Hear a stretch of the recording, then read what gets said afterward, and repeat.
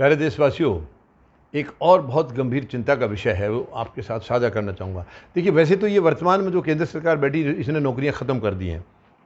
बिल्कुल नहीं है, रोज़गार है ही नहीं, युवाओं के लिए रोज़गार है ही नहीं।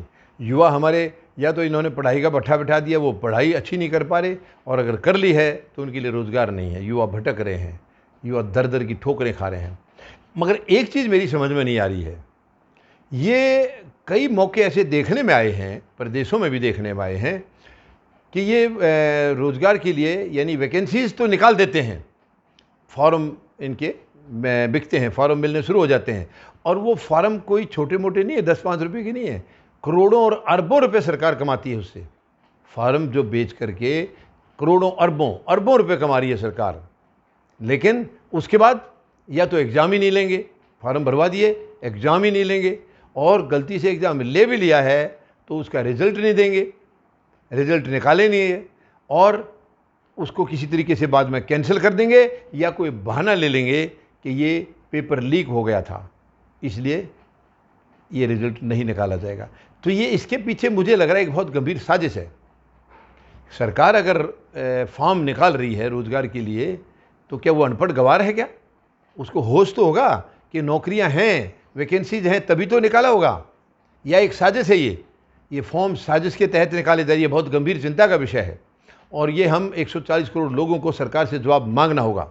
आखिर ये युवाओं के साथ एक साजिश की जा रही है, युवाओं को धोखा दिया जा रहा है, युवाओं के भविष्य को बर्बाद किया जा रहा है। इसके पीछे क्या कारण है? यानी इधर पैसा भी ले लिया उनसे, और अरबों रुपया, करोड़ों नहीं है, अरबों रुपया। फॉर्म जो बिकता है, 1000 500 रुपये के फॉर्म बिकते हैं, और कई कई लाख लोग फॉर्म भरते हैं। तो अरबों रुपया सरकार ने कमा लिया, युवाओं को क्या मिला? कुछ नहीं मिला। केवल संघर्ष किया उन्होंने कई कई साल, और वो इंतज़ार में बैठे रहते हैं कि शायद अब मिलेगी नौकरी, अब मिलेगी, कल रिजल्ट आएगा, मैं सेलेक्ट हो जाऊंगा। इस इंतज़ार में वो ना इधर के रहते ना उधर के रहते। और सरकार, यानी अगर आपने सोचा है कि वैकेंसी है तो आपने फॉर्म निकाला, फॉर्म निकाला तो एग्ज़ाम दीजिए, अगर एग्ज़ाम आपने लिया है तो वैकेंसी दीजिए, उनको नौकरी दीजिए। इसके पीछे कोई गंभीर साजिश लग रही है मुझे, गंभीर चिंता की विषय है, चिंता की बात है, और ये गहन छानबीन का विषय है।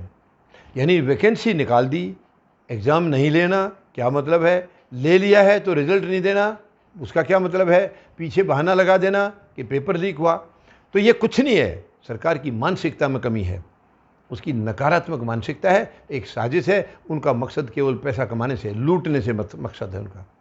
ये लूटने से मकसद है, युवाओं को बर्बाद करना है। और उनको अब क्या है, वो 2-4 साल भटकते रहेंगे, तब तक उनकी उम्र निकल जाएगी, वो आगे नौकरी के लायक रहेंगे नहीं, फॉर्म भरने लायक रहेंगे नहीं।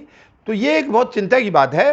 तो मैं 140 करोड़ लोगों से निवेदन करूंगा, हम सब मिलके सरकार को इसमें घेरें, सरकार से पूछें कि कितनी, हालांकि मैं सोच रहा हूँ इसके लिए हम फौजी जनता पार्टी की तरफ से एक RTI भी लगाएंगे कि पिछले 10 साल या 15 साल का रिकॉर्ड हम मांगेंगे, 10 साल का मांग लेंगे कि सरकार ने कितनी नौकरियों के लिए कितने फॉर्म निकाले, कब कब निकाले, और उसमें कितने के फॉर्म बिके हैं, कितनी नौकरियां दी गई हैं, एग्ज़ाम हुए हैं या नहीं हुए हैं।